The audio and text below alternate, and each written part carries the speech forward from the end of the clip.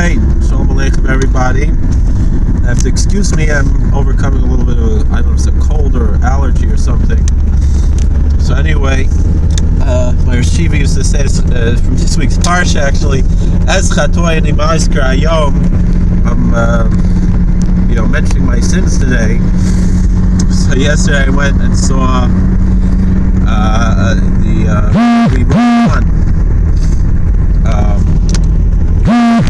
Star Wars story, and coming out of it, I feel like maybe I would call it Rogue One a Tisha Bav story, maybe for the first half, and then the second half, Rogue One a Hanukah story. And so it's apropos with this time of the year of Hanukah. So just to let everyone know, if you're watching this video, it does contain spoilers. Spoiler alert. So don't, if you haven't seen the film yet and you don't want any spoilers, you can feel free to leave now and come and watch the video later, or watch one of my many other videos. They're still good now too, especially one you didn't see. So anyway, this movie was, I don't know, for me it was really like an emotional roller coaster. It was really quite an impressive film. You have, it starts off, the story is basically, if you didn't see it yet and you don't care about spoilers, or maybe you saw it and you don't quite know what you saw, maybe you're not a Star Wars aficionado. Not that I'm a big, humongous Star Wars nerd, but I'm familiar with it, and I've seen most of the movies. I don't know. I'm not sure if I really actually made it through episodes 2 and 3, the Attack of the Clones and the Revenge of the Sith. I know I probably listened to them, because sometimes we have a DVD player in the minivan, and so I'm sitting in the front seat and my kids are watching these movies in the back, or sometimes I just play it myself and listen to it, but I don't know, maybe those I might have listened to the whole thing, probably seen most of it. This is also sort of a prequel, but not really a prequel, in as much as it is a canonical story, but it's not with the major characters that we have, although it does present some of them. And it's interesting how minor characters in other films become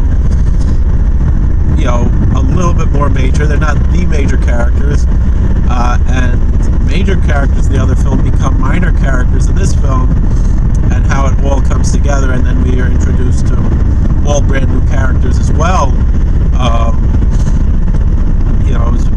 One film reviewer that I watched mentioned they're not particularly memorable characters, in as much that you're not going to memorize their names, you're not going to know who they are,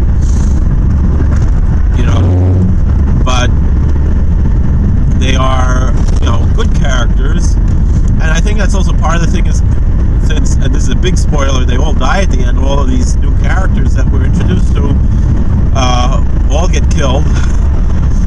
It's a very Shakespearean tragedy, but it's a message of hope and so it doesn't really matter, because we want to remember these people for their heroism, their bravery. On the other hand,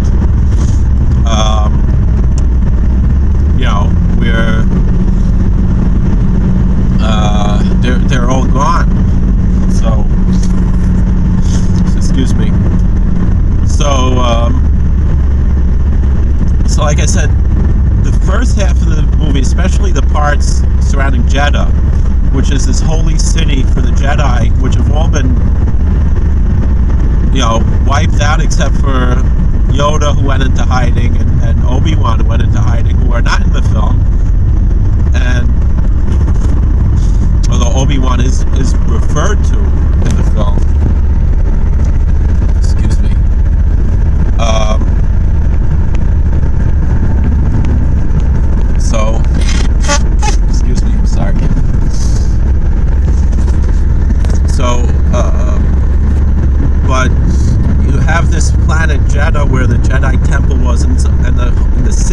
Jeddah city.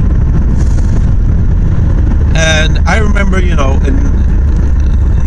documentaries and YouTube videos that were leading up to when this film came out, they were comparing us to Mecca. Of course, I've never been to Mecca. I don't think I'm welcome there, although I have a lot of respect for, peaceful members of the Muslim religion. Nothing negative against them, but I don't think non-Muslims are welcome there. It doesn't matter. I have no interest in going there anyway.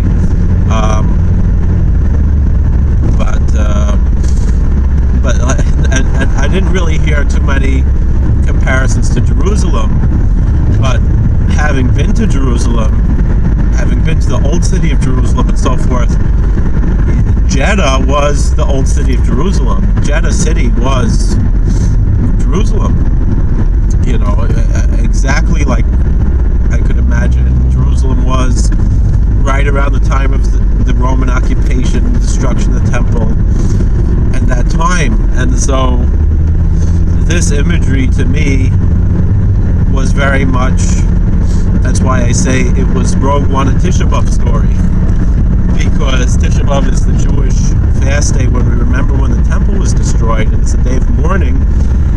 And I remember in college, our dean, Rabbi Dr. Moshe Sokol, should be well, very fine person, great scholar, and Talmud Chacham, and he's a Rav in a shul as well. But one thing that I always respected about Dr. Sokol, being the dean of the college, is that, at least in the time I was there, he never presented himself as Rabbi Sokol. He was Dr. Sokol. He knew his place was in the secular studies, the secular department of the college, and he wasn't interfering in the rabbinical aspect, in the learning. And I felt that was very apropos, especially the mission of the college that I attended, that it should be a college Altaris HaKodesh. And he only taught things with the approval of the Yeshiva, Rabbi Branchspiegel, Shlita Shafu Shlema, and he was a Yeshiva at the time. And that was to me a very important thing about that college, that it was Altaris HaKodesh, in a certain sense, that all the college courses had to be approved by the Yeshiva, and the Yeshiva encouraged the boys. They said, if you hear something that doesn't fit well with you, that goes against the Torah,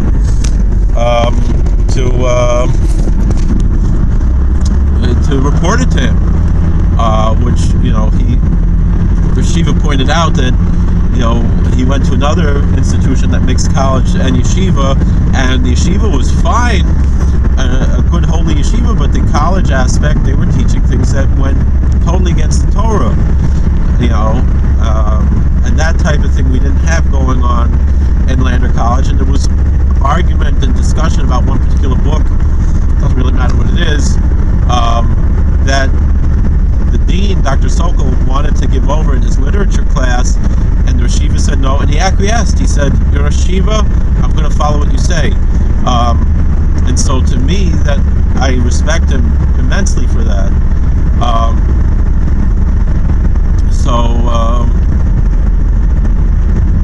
In any event, I remember Dr. Sokol did share with us, and I am embarrassed to say I don't remember what it was.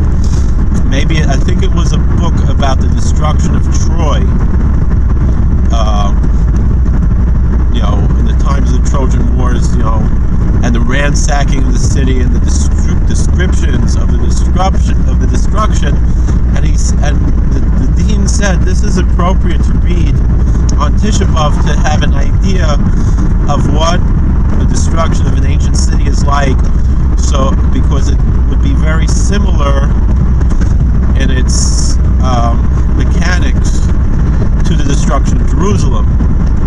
Of course, the difference is Jerusalem has a meaning to us. Jerusalem is more than just a place on the map.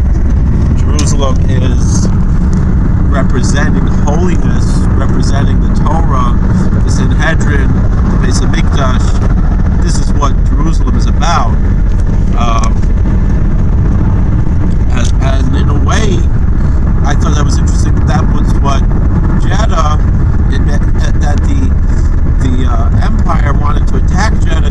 kyber crystals, which the Jedi used for their lightsabers, that would be the same material used for the Death Star. And there are certain parallels to that, how the Koiches Atuma tried to grab onto Kedusha, how the forces of impurity, spiritually, demonic forces and so forth, try to feed off of holiness. So there's parallels there, but again, it was, a Tisha Bav story, and the destruction of the city, even though is a little bit different, and talking of the destruction of the temple and the people trying to grab onto what was left, thinking of Tein Li Yavne V'Chachameha, they didn't have that opportunity, but we did. So that's one part of it. And then the second part, which is the war part, which has a lot of World War II imagery, a little bit the guerrilla warfare in the jungle, not in the political sense, but in the mechanics sense. Had a little bit of Vietnam in it too.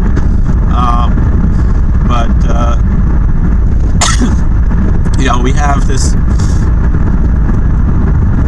Jerusalem Roman attack and the Pax Romana, that the empire are convinced that they're bringing peace to the world. They're bringing peace to the galaxy. They're wiping something evil. But again, the World War II imagery, the Robert Oppenheimer, type of thing and everything, with this Gallon gin, what's his name? Gallon Urso, right? It was like Robert Oppenheimer, but in a reverse way, we could imagine, he ran away from Germany. Like, what if Oppenheimer had been somehow forced to stay in Germany and had not come to America? So it's how would he have dealt with that? Even though he felt, the same thing of Einstein, even though they wouldn't have used Einstein, but it's very similar, and here is the same thing. Like here he's, bringing it back. I mean, this was all things that they had anyway, because like we said, the kyber crystals came from the Jedi, so it was, but just very fascinating. They're not exact parallels by any means, but it's all very, very interesting. Now, excuse me. So, like I said, you have that World War II imagery, and you have the Roman Empire imagery. But how it ends off, this small ragtag group gets together and manages to give over the plans to the Death Star to the rebellion. That's also it was like a Hanukah story. That here you have, the small group keeping that hope alive for the next generation. And it's interesting, the Hasmoneans did later all get wiped out at a later point in history, so there is a certain parallel probably. I don't think there was any intention to have the parallel to Hanukah as much as there was the parallel to the destruction of the temple. That was maybe a bit more clear and obvious that was intentional. But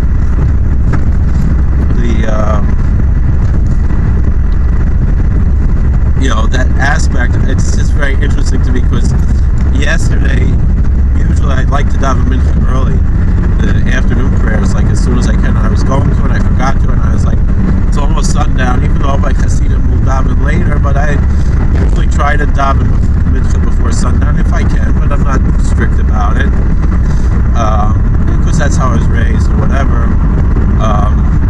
So I see it as an ideal, but I don't always daven early. But I wanted to daven before Shkia, especially I wasn't going to make it to Minyan anywhere.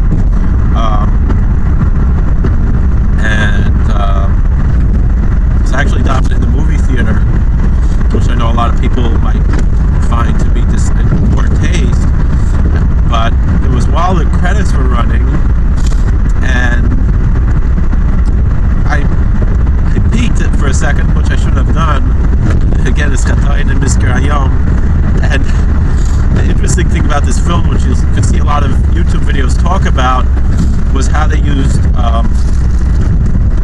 facial recognition technology to superimpose the face of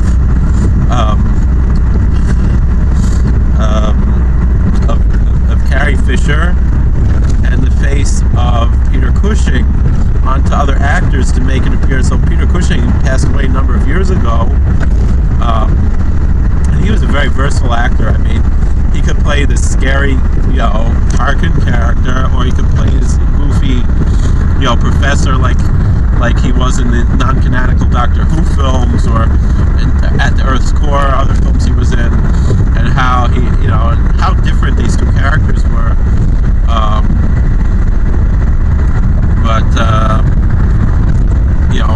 Or Van Helsing and the Dracula, or Dr. Frankenstein, and all the Hammer films that he was in with Christopher Lee, who was in the prequels of Star Wars. So it's interesting how both of them were in the Star Wars canon. Christopher Lee and Peter Cushing were in so many films together. Excuse me. So here, they brought him back to life, and like in our liturgy, we have Hanukah and Tisha Bav, we have mention of the resurrection of the dead, and then the credit passed by for Peter Cushing just about when I was saying Hanukah and Tisha Bav, and then so there's something interesting about that, and then beyond that,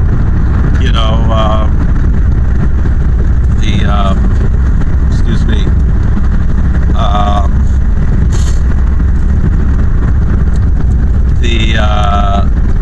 when I got to Alanisim, because it's Hanukkah now, and Masar to Gibborim Biad Chaloshim Rabba Mad Matim Utmeim Mad Tahorim Zaini Baske Yados Keser Secha.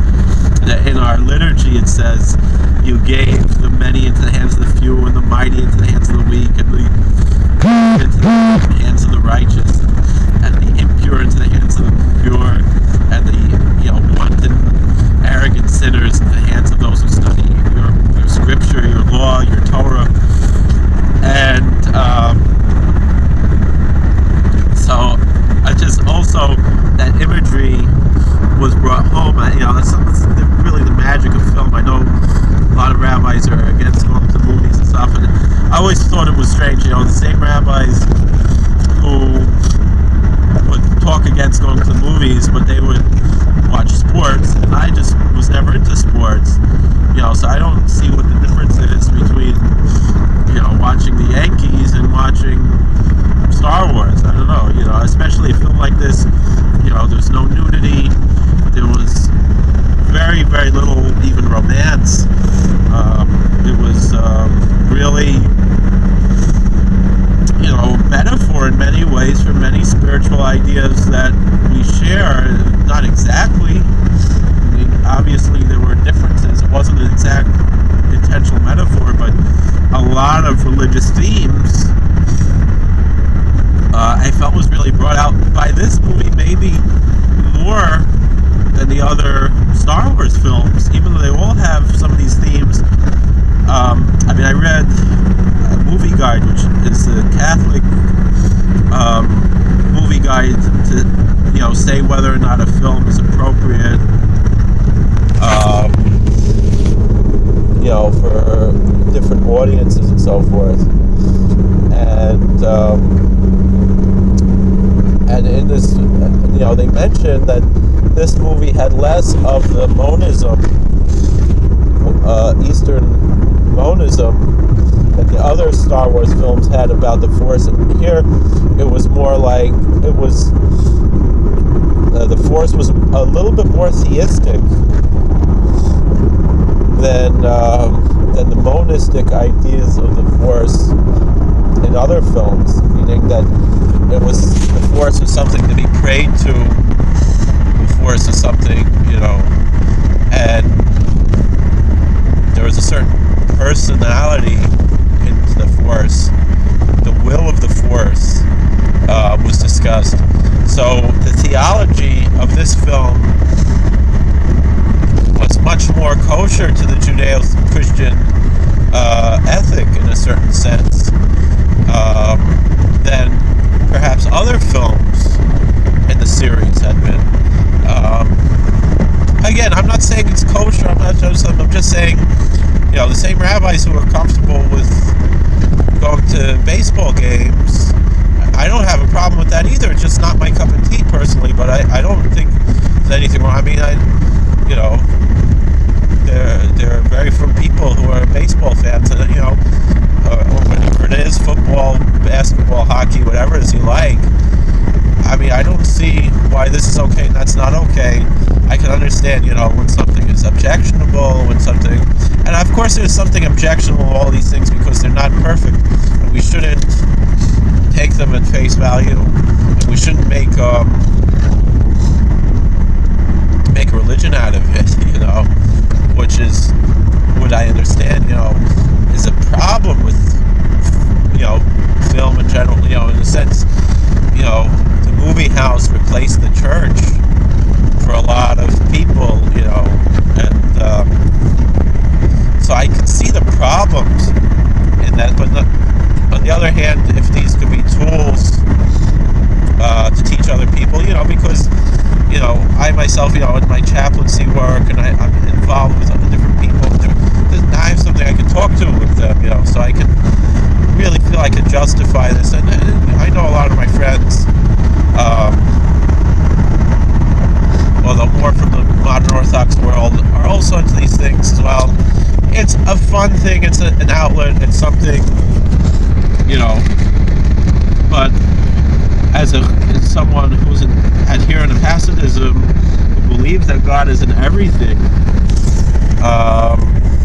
I can see the potential of raising the tzotzos to Kedusha even out of a film like this. I don't see it as being contrary to my theological viewpoint of the world, and also the enjoyment. I have to thank Hashem, to thank God for the enjoyment I have. Now, if someone could be very pious and not watch movies and stuff, I have a lot of respect for that. Even a lot of my rabbis, who I look up to, they appreciate these things and they understand, and so we can share these things. I didn't grow up in a society that didn't have this, and so I still do this. But again, as I say, as chatoy and we're all imperfect, and I do see it as an imperfection, honestly, but an imperfection that can be raised up. This is an inyan of tshuva me'ahava, that when you repent out of love and you try to find God in everything, then even things that you do intentionally wrong can be raised up and turned into something good, and they have potential for good. And I don't, perhaps, you can bring it to an Ishbitzer level as well, but that's not the point of my discussion right now. But still, it was really an enjoyable film. My wife, she said intense, she had a hard time, after the film, she needed to take a breath, she's like, and same thing, I was crying. I mean, I cry at a lot of movies, but,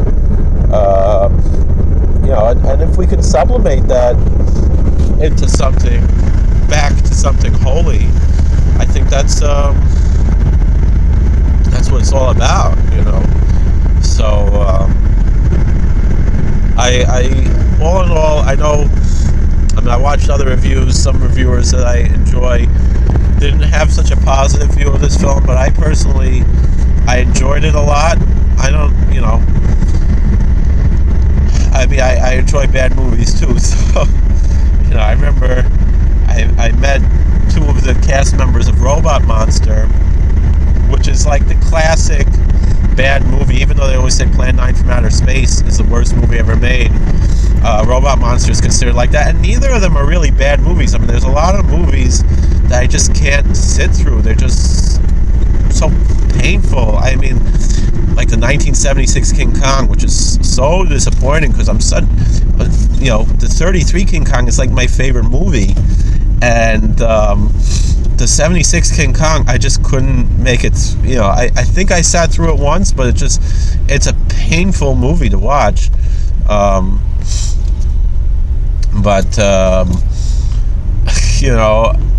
the movie like Robot Monster or Plan 9 from Outer Space, those movies, they're a lot of fun, they're enjoyable, they're not pretentious, they're not over the top, and they're really not that bad. They're cheap. So I remember I told, two of the cast members from Robot Monster that I had met, I said, I don't know why people say it's a bad movie. It's a cheap movie, but it's not a bad movie. It's an interesting idea, and it's fun.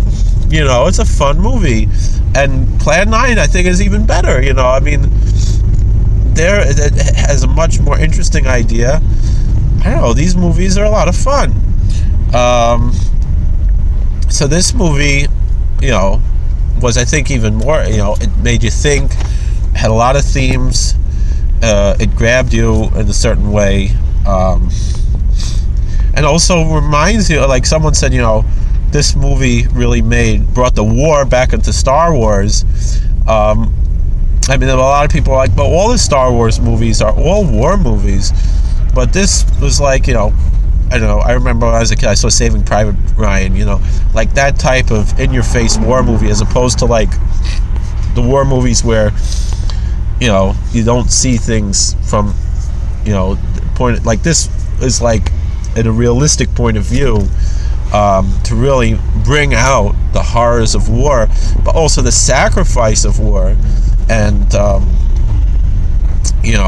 what people give, to bring hope and freedom to other people, and how the movie ended with this like what is this? This is hope. And I was like that little jar of oil that we remember on Hanukah that lasted for 8 days. People make jokes about it because they don't realize the holiness of what it means. This was the hope. This was the sign that God was with us in the darkest times, and that's really what this movie's about. The sacrifice that people make, to bring that hope, and the miracle. It's really like a miraculous event. Of course, this movie is just a fictional film, but it brings out that theme, I think, in an appropriate way. And so I felt it was really appropriate to see this movie during Hanukkah. Even I didn't recognize it until afterwards, but now but when I was davening that mincha after the film, I really you had this vision of what Hanukkah is really all about. So it's really major aspect, and the point of it is that it's not the military might, meaning it's anti the military might. It's what Zechariah says, what we'll be reading on this coming Shabbos. This is loy b'koyach loy b'chayil ki beruchi ne'um Hashem. That's not with strength, it's not with valor, it's not with the armies, not with anything like that, but with my spirit, says the Lord, that that through spirituality we're able to overcome these things, and God can do miracles for people that a small ragtag bunch of people can defeat the mightiest armies because God is with them. And so that type of message, I think that's the whole message of Hanukkah, and it's a message of hope, because really we have in our own lives things that seem too difficult for us to overcome, but with God anything is possible. So that's really the message here. So it's very, I think, we can sanctify that and bring it back to God and render it to God. And thank God for this, for giving us eyes to see and ears to hear, and a mind and all these things, that we can have these experiences and appreciate them. So if you are a person who goes to the movies, which probably, if you're watching YouTube videos, you probably are, I really enjoyed this movie, and I think you will too. You kind of, in a way, to really fully appreciate it, you do have to be familiar with Star Wars, as opposed to The Force Awakens was a movie that could stand on its own to a certain extent, that you could appreciate it outside of the context of Star Wars. And in a sense, this movie might even be more meaningful to some people without the context. But I think most people who are watching it do have the context. And to those who are... And so it's a film that could really be appreciated on two different levels.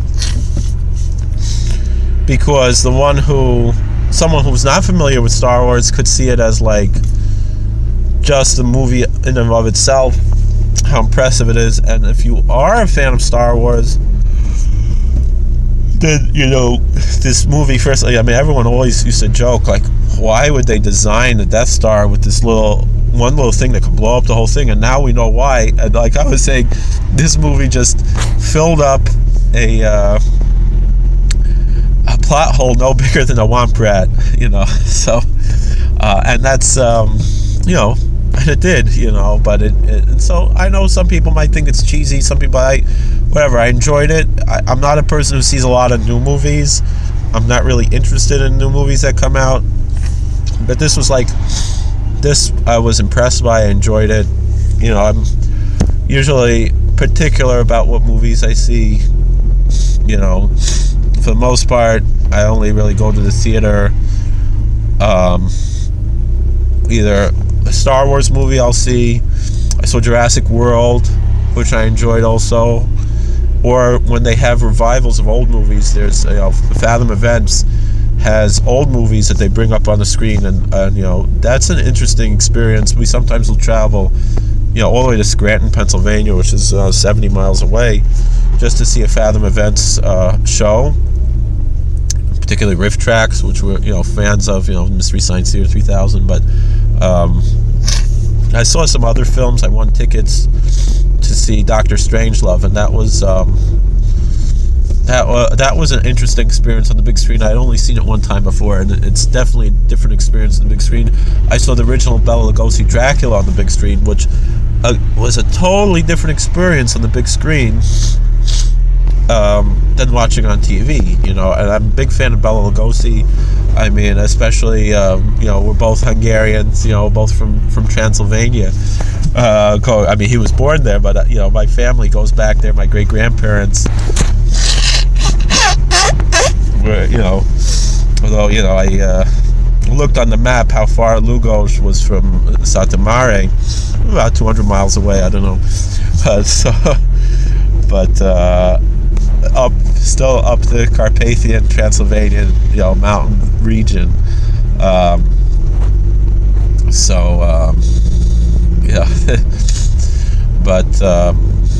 But seeing on the big screen was a totally different experience than watching on TV. You just can't compare it. So when those shows come out, TCM does those sometimes. This year they don't really have. They announced what movies they're going to show this year, and not really anything that I'm so excited to see. If I would get free ticket, Dr. Strangelove I wasn't going to go to see, but I got free tickets. So if I won free tickets, there's a Classic Movie Hub, CMH, on Twitter, where you can sign up. You follow them on Twitter and you tweet stuff from them. As I tweet sometimes, they have these giveaways. So from there I won tickets to Dr. Strangelove, and so if you're into that type of thing, I would sign up and you can get free tickets, or they give away books and DVDs and Blu-rays. I don't know. I don't have Blu-ray player, but they give away this stuff. They have these contests, these raffles, and so it's worth it. Books and movie tickets, sometimes theater tickets. So yeah, it's a good. It's nice. I'll give a little plug for them. So thank you for watching. I'm sorry I went on so long about this. God bless you. And please like, share, and subscribe. And hope you enjoyed. And feel free to leave comments, and we can continue the discussion. All right, take care. How do I do this here?